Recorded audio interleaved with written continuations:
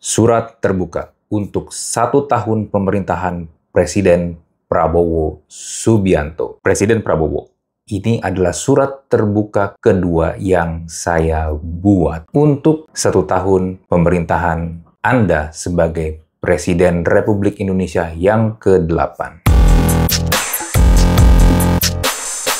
1 tahun memang bukan waktu yang panjang untuk membenahi negara sebesar Indonesia. Tapi 1 tahun cukup untuk melihat arah, gaya memimpin, dan konsekuensi kebijakan. Surat terbuka ini saya buat sebagai warga negara, bukan untuk merasa menang atau yang benar, melainkan agar Indonesia bisa bergerak lebih waras, adil, dan efektif. Pertama, arah politik dan tata kelola kekuasaan. Koalisi yang Pak Prabowo bangun memang luar biasa besar. Dikabarkan menguasai lebih dari 80 kursi di DPR. Oposisi menyusut menjadi simbolik. Ini efektif untuk stabilitas jangka pendek, tapi beresiko menumpulkan rem institusional jika tidak diimbangi mekanisme akuntabilitas yang kuat.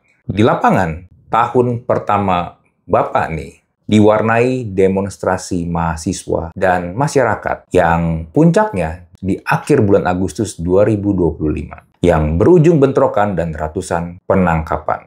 Ini adalah sebuah sinyal, sebuah alarm bahwa kebijakan besar yang menyentuh hajat hidup orang banyak belum menyentuh dengan baik ke publik dan kanal-kanal aspirasi belum bekerja dengan baik.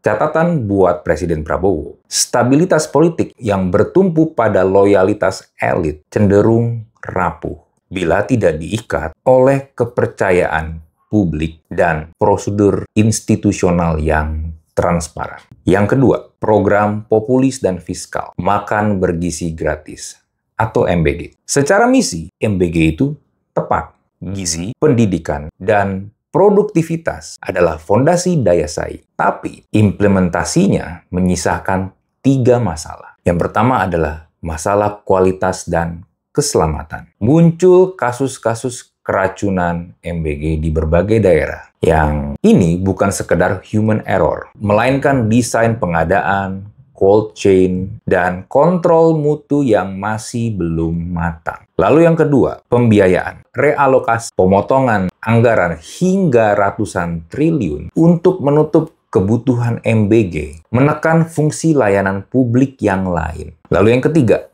akuntabilitas, sentralisasi operasi, dan rantai pasok yang panjang meningkatkan peluang kebocoran. Lanjut ke poin yang ketiga, ekonomi real, pasar, dan target 8%.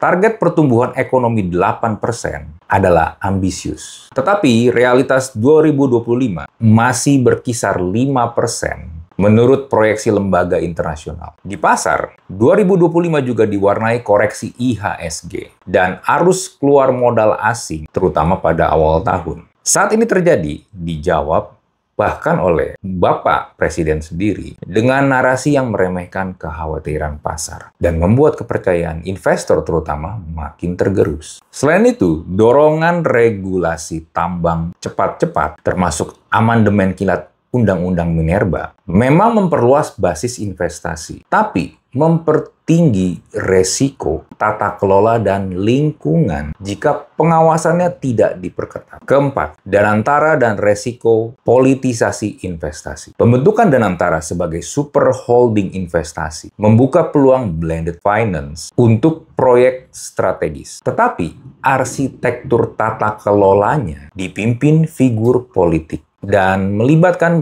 banyak BUMN strategis, di mana ini bisa menciptakan governance risk, conflict of interest, penempatan aset non-komersial, dan ketergantungan pada keputusan-keputusan non-teknis. Lalu yang kelima, tentang hak asasi manusia, ruang sipil, dan reputasi demokrasi. Tragedi bentrokan, demonstrasi, penangkapan massal, dan perlakuan represif terhadap jurnalis atau aktivis meninggalkan catatan serius. Selain aspek moral, Ini juga isu ekonomi. Negara dengan persepsi kebebasan sipil membaik cenderung lebih menarik foreign direct investment jangka panjang. Presiden Prabowo punya PR di sini. Lalu yang berikutnya, komunikasi publik dan arus informasi ke Presiden Prabowo sendiri. Bapak sendiri mengakui tentang problem komunikasi di pemerintahan. Banyak sekali ucapan-ucapan ke publik yang diucapkan secara asal, tidak dipikirkan dengan matang. Bahkan Bapak sendiri sebagai presiden beberapa kali melakukannya. Terakhir,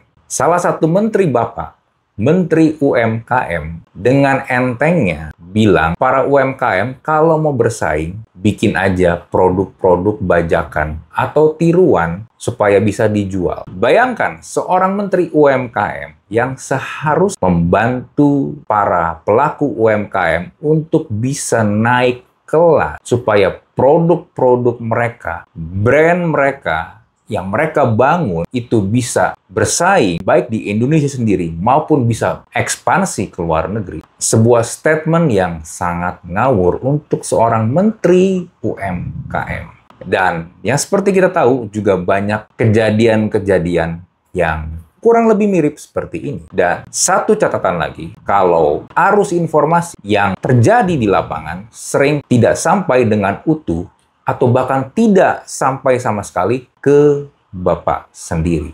Ada usaha-usaha untuk memfilter supaya kejadian-kejadian yang kurang enak itu tidak masuk ke telinga Pak Presiden. Saya tidak tahu kenapa dilakukan seperti itu. Apakah tidak ingin Bapak Presiden marah atau mereka ingin agar Bapak Presiden senang? Saya tidak tahu.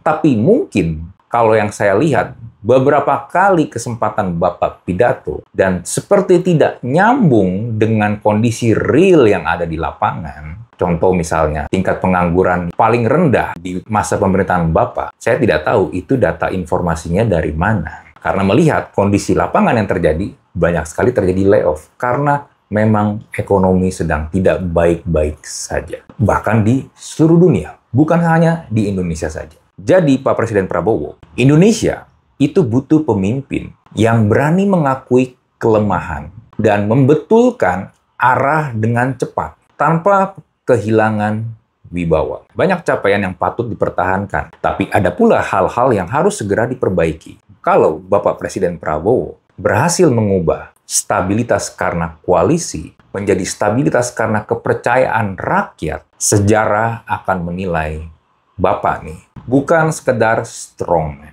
melainkan statesman. Dan itu dimulai dari hal-hal yang sangat operasional. Data yang terbuka, komunikasi yang tepat, pengakuan kesalahan yang elegan apabila terjadi kesalahan, dan perbaikan kebijakan yang terukur. Hormat saya, seorang warga negara yang masih percaya Indonesia bisa lebih waras dan bisa lebih baik lagi.